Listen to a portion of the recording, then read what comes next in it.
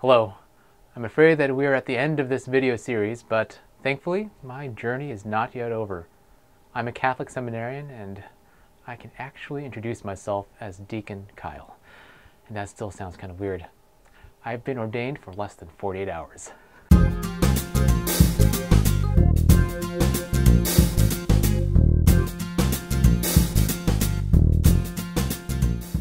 I'll have to do this quickly. It's Monday morning and we're back to the swing of things after probably the longest Saturday ever with back-to-back Thursday, Friday snow days and then Saturday with the ordination. So I'm just jumping back into school and that's in about 10 minutes. I have to get to class and get going soon. Anyway, so final thoughts, concluding thoughts. Yes, I am ordained and I'm still processing that. Yes, I'm still processing that. Yes, I'm happy, I'm grateful, I'm not quite sure what else I'm feeling. Bewildered maybe? Maybe just it's still sinking in. Saturday night I was trying to rest and actually I was still trying to write my homily for the next morning, but it just kept coming to me, that realization, like, wow, I'm a deacon. It's like, wow, Kyle, you're a deacon, that is crazy. You're a member of the clergy. You're no longer a layperson. You're like doing, anyway. So yes, okay, back up to the ordination, the morning of, and it went well. It went well, and I guess the whole time, I wouldn't quite call it surreal. I don't want to use the word surreal, because when I think of surreal, I think of everything just being a quick blur, me not quite being in contact with the world around me, just kind of moving through this foggy haze of whatever's going on. But I felt remarkably lucid throughout the ordination, and I had a fair idea what to expect. I reflected on the rite, and it's like, oh, this is happening now, and I could expect this. And I did the video for you about ordination. You could see it. I put a link there if you want to review, and that was helpful for me to describe that, because that really gave me a good context to think about what does this rite and what's happening, what it all means. But the thing is that I was, felt very present. Like my physical sensations, like it was all registering to me that, like, my body was telling me that I was here. For instance, when I was prostrate on the ground, like, yes, I can feel the coldness of the stone floor through my alb and on my hands, and I could hear the people praying, and it was just kind of unusual and hard for me to realize that yes, I am in fact in this position right now in ordination, about to be ordained. And then when I was actually, before the bishop, he laid his hands on me, I felt his hands on my head, his fingers gently pressing down through my hair, right there. And it was a quiet and subdued moment, but so profound. And the profundity, I don't think, hit me until I returned back to my spot, and I look over, and Curtis is there kneeling before the bishop, and the bishop's putting his hands on his head. And I thought, wow, that just happened. That just happened. And throughout the Mass, there's just back and forth of feelings and different moments of awareness of like what is really going on, like spiritually, what's really going on physically in this space. There were a few times of particular emotion, of feeling weepy or maybe shedding a few tears, just at the grandeur of it all, and just the awesomeness, literally the awesomeness of this. And just thinking, ordination, especially laying on of hands, was such a subdued moment, but the power of God was so present there. It's very interesting to reflect on, to think of these little things, these seemingly insignificant gestures. Like, what's the big deal? Laying hands on heads. No. But there's something very profound there.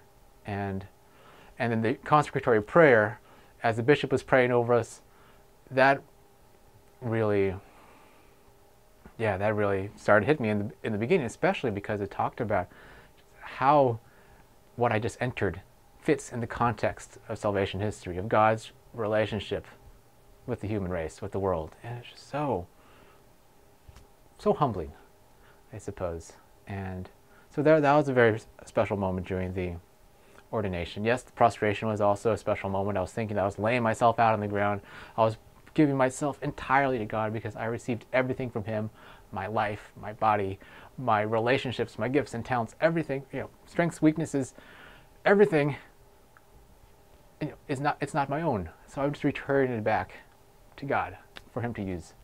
And that was good to think about. And yes, I thought about all the other things people talked about for prostration. I was thinking about dying to self and rising up again.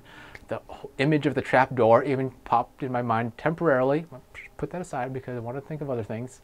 I didn't want to start giggling while prostrate on the floor.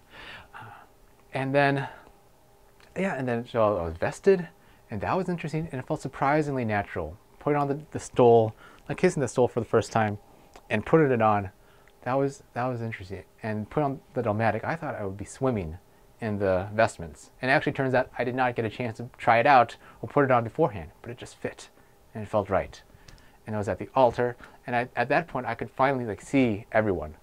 I could see my family, I could see my friends, I could see the religious brothers and sisters who I work with beaming and smiling in the congregation. That was such a beautiful thing to see. And especially at the start of when we were at the altar, well, unfortunately, it's hard for me to realize, yes, I am really doing this. I am really the one taking this chalice, preparing the wine and the water, and giving it to my bishop for him to celebrate the sacrifice of the Mass. I'm like right there, like what? It's like I had to see pictures afterwards, and still I don't think it still has hit me entirely. And during the Sanctus, the Holy, Holy, Holy, it was a beautiful setting, the Missa de Angelis, and it was just so lovely. And in that moment especially, because Holy, Holy, Holy, we see that in Revelation, is this the hymn of the angels in this divine liturgy. So that made really present for me the fact that at this altar, I, as a newly ordained minister of the church, am engaged in worship with the angels and the saints of heaven. And that was just, wow. Wow. And it just, so that went very well. Very well. Shoot. I just looked at my clock and I am running out of time. So let me just shoot a few more words. The reception went well. It was just happy. A lot of people to see, and yeah, I was excited. I was very excited. And what else? Afterwards, I had to take a long nap for about 3 hours. Funny thing though, I woke up from the nap kind of in a terror because I realized I hadn't finished my homily yet. But I had to take my family out to dinner. So we went to dinner, and that was great. So then I went back to afterwards, tried to write that homily. Was not working out at all. The next morning, it was not working. And so I had to preach for the first time ever at the 8:30 Mass of my assignment. And so I was getting ready for that. I was scrambling to come up with something. Meanwhile, one of the transitional deacons who also works with me, he was showing me the ropes, so that was great. But there's a lot of things going on. And also, this, can you see that? This, here, that. This is what I had to work with for my homily. And you know what? It worked out well. I mean, sure, maybe not be the perfect preparation. Maybe my delivery had stumbled at times. Maybe I had to struggle for words, but it worked out pretty well. And at least the people who talked to me after Mass, they just had positive things to say. Granted, this is my first Mass. Of course, they have positive things to say. But there you go. And as far as I can tell, so far, this is my best homily. Granted, it's my only real homily so far, but I still call it my best one. And that was, yeah, that first Mass was an interesting experience because I was just so nervous and fumbling with the stole and the dalmatic and the microphone for the first time by myself was an experience. It'll be memorable. I'll definitely remember my first Mass. And also, I was recruited to help out as deacon for the Spanish Mass that same afternoon. So that was crazy. So I was saying things in Spanish, and I should work on that because there are a lot of Spanish-speaking people back in my diocese. What else? I'm running out of time, and I guess it's just going to sink in. It seems kind of weird to say, like, wow, I'm a deacon. I'm a member of the clergy. I'm no longer of a layperson. I've now been consecrated and set aside to serve the laity and the rest of the world at large. and to pray for them. Yeah, especially pray for them. Doing the liturgy of the hours, now under obligation as a deacon, that has a different feel to it. It's like, wow, I am really officially praying for you guys, praying for everyone. So yes, and especially this morning when I was doing my morning office, I really was thinking about you as I was praying in community with some of the other deacons in the house. We have our own, before the main communal prayers this morning. I was really thinking about that. That was awesome. So I guess this is the end of the Becoming a Deacon series. Hopefully this is not the end of this channel or whatever, or my contributions to to the space of YouTube when it comes to things of church and faith and discernment. And we'll see. Now that I'm ordained, I really want to offer my services, my gifts, and my interest in videography and vlogging and whatnot to my diocese. Hopefully they'll make use of it.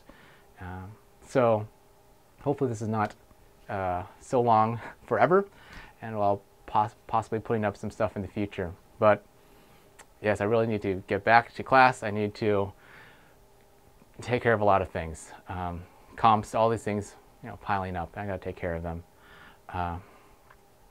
And I have a lot of footage, some pictures, and I want to compile that, actually make a good presentation about what happened at the ordination.